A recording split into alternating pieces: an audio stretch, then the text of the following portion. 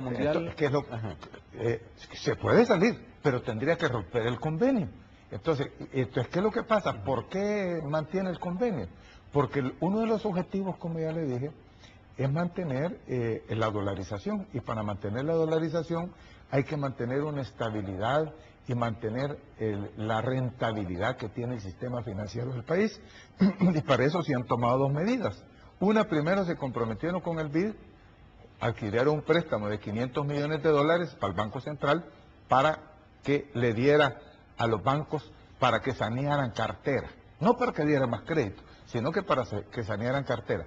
Y ahora se comprometen con $800 millones más con el Fondo Monetario Internacional para mantener estabilidad en el sentido de que el Estado, el país, pueda tener recursos para poder seguir pagando la deuda, para poder seguir garantizando que las empresas puedan remitir sus utilidades, para poder seguir pagando el déficit comercial, que es un déficit impagable por el marco de mantener los tratados de libre comercio y no tener un programa nacional, un proyecto nacional. Entonces no hay, por eso es que las diferencias son fuertes, porque el enfoque del continuismo, del neoliberalismo, se distanció totalmente de los intereses de este pueblo salvadoreño, que era el cambio que este pueblo esperaba. ¿Qué hay de los resultados? En el informe se habla de cifras, de recuperación de algunos datos económicos, como el empleo, inversión internacional. No hay recuperación, no hay recuperación. Lo que hubo fue una gran caída del producto, del 3.5%, 3.1%, no me acuerdo cuánto. Cayó la producción drásticamente. De hecho, esa producción ya venía cayendo. Lo que pasa es que aquí hay un doble problema, que en el 2005 el gobierno de Saca de Arena, preocupado porque la economía no la detenían y iba para el hoyo, ajustaron la forma de cálculo del PIB y hicieron que el PIB se recuperara estadísticamente, pero no en términos reales. Entonces, nosotros tenemos un PIB sobreestimado, y ese PIB sobreestimado además cayó más de 3%. Entonces, la situación es grave. Y en el 2010 no hay perspectiva. Hablan de que va a crecer un 1% en relación a que cayó el 3.5%, o sea que vamos a estar peor que lo que estábamos en el 2008 y el 2007, si nosotros vemos para allá. Entonces, y no hay perspectiva de una recuperación porque no hay un plan, no hay un programa de emergencia de reactivación de la economía. ¿Pero el plan anticrisis? No hay plan anticrisis, lo que hay es un plan de continuismo, de neoliberalismo, precisamente es el problema, porque un plan anticrisis sería como digamos el que ha enfrentado, aún los Estados Unidos han puesto un plan anticrisis, a su estilo.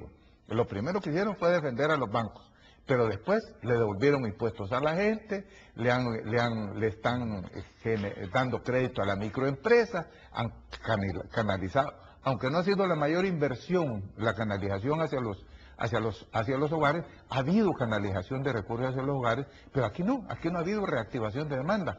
El poco crecimiento que ha tenido la economía norteamericana, que está teniendo, es un crecimiento producto de que alimentó la demanda interna, el Estado se metió, a salvar empresas, se metió el Estado a salvar empleo, por eso compró la llena de la moto, le prestó millones de millones, salvó las empresas relacionadas con la construcción, está renegociando y dándole refinanciamiento a la gente para que no pierda sus hogares. Hay un proceso de reactivación de la demanda que, por cierto, como ya no va a poder sostenerlo por el endeudamiento que tiene el Estado, lo más seguro es que la economía del Estados Unidos el próximo año crezca menos de lo que están estimando que va a crecer ahora. Entonces, aquí no hay un plan anticrisis. ¿Cuál es el plan anticrisis? ¿Dónde ha habido empleo? Aquí hay más desempleo. Porque si cayó la producción con la dimensión que cayó, no me van a decir que ha habido más empleo. Es más, uno de los índices que manejan para medir el empleo son los cotizantes activos en el Seguro Social. Han caído y van a seguir cayendo y no pueden haber. ¿Por qué? La maquila cayó terriblemente en sus exportaciones. La maquila más o menos responde al 10% del empleo en este país. Pero la agricultura ha caído. No hay reactivación industrial, las exportaciones cayeron profundamente. Ahora, doctor, yo le he escuchado al secretario técnico de la presidencia decir y reconocer el tema del neoliberalismo como sistema que ya está obsoleto y que precisamente este gobierno está replanteándose frente a esa realidad y reconoce que no es algo a seguir. Entonces, entre los hechos y los discursos, ¿cómo es que tenemos que interpretar esto? La práctica es neoliberal. Las medidas de política económica que están implementando en este país es neoliberalismo puro. Es más, llevado hasta más allá en algunas cosas que el mismo Arena hizo. Por ejemplo, el tema de los subsidios. El tema de los subsidios del gas, ahí está, ahí viene. El tema del agua. ¿Qué es lo que está diciendo? ¿Qué es lo que el BID le condiciona y el Fondo Monetario al gobierno? Que sanee las finanzas de ANDA. Sanear las finanzas de ANDA significa recuperar lo que le robaron a ANDA los gobiernos areneros, que fueron más de 130 millones de dólares. Y ahora lo va a pagar la gente pagando más tarifas. Recuperar la sanidad financiera de ANDA es pagar una factura de electricidad que paga ANDA. El 50% de los costos de ANDA viene de la factura eléctrica, por el bombeo del agua. ¿Y por qué es tan cara la factura eléctrica de ANDA? Porque seguimos comprando petróleo caro y no se ha querido regular los precios del petróleo, de las petroleras, que siguen haciendo grandes utilidades. No, o sea, los datos del Banco Central, que las transnacionales en el periodo de crisis mayor del 2009 aumentaron el remeso de sus utilidades. Son las grandes contribuciones, igual se da en Estados Unidos. Mientras están en las grandes crisis, los grandes bancos repartiéndose grandes utilidades y las transnacionales. Tenemos un gobierno que al final sigue haciendo lo mismo, defendiendo al gran capital transnacional, al gran capital nacional, porque ese es el sentido del neoliberalismo. No es un sentido de un modelo.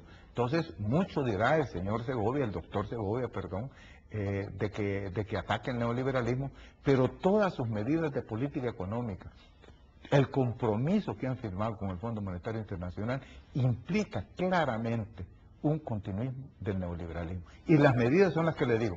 ¿Qué cosas han habido? Porque han habido cosas importantes que uno no puede negar.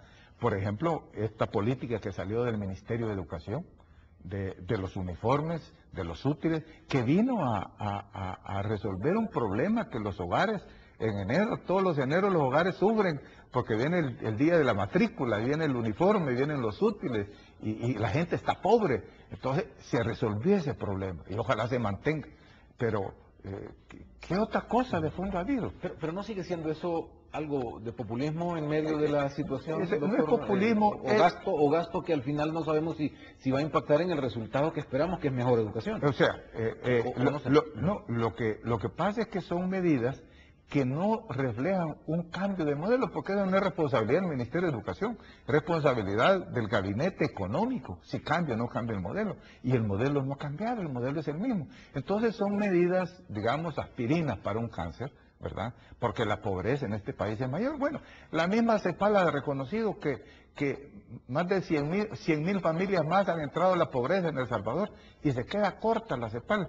Yo en un análisis, un libro que estoy sacando, utilizando las estadísticas del último censo de población, del último censo económico de este país y las estadísticas de la encuesta de hogares, se establece al cruzar las estadísticas de ellos que el 85% de los hogares de este país no tienen para comprar su canasta de mercado, están en diferente grado de pobreza, y eso fue el 87, o sea que el 85-89 la cosa es peor todavía. Este país, cuando usted se va a analizar Morazán, el 94% de los hogares no tienen para comprar su canasta de mercado. Cuando va a la Unión, el 92% de los hogares no tienen para comprar su canasta de mercado. Son situaciones realmente graves. En la Unión, el 50% de los hogares reciben remesas y sin embargo siguen en esos niveles de pobreza. Entonces, la situación estructural de pobreza es tan grave, y el problema es que ahora no hay una política de cambio que enfoque hacia una política contracíclica. O sea, nosotros necesitamos una política contracíclica, pero para eso necesitamos cambiar el modelo. Vamos a hacer una pausa, doctor. Enseguida regresamos, más o menos hojeando el plan quinquenal, porque recién lo presentan a la población y en lo que hemos podido analizar hay algunas conclusiones.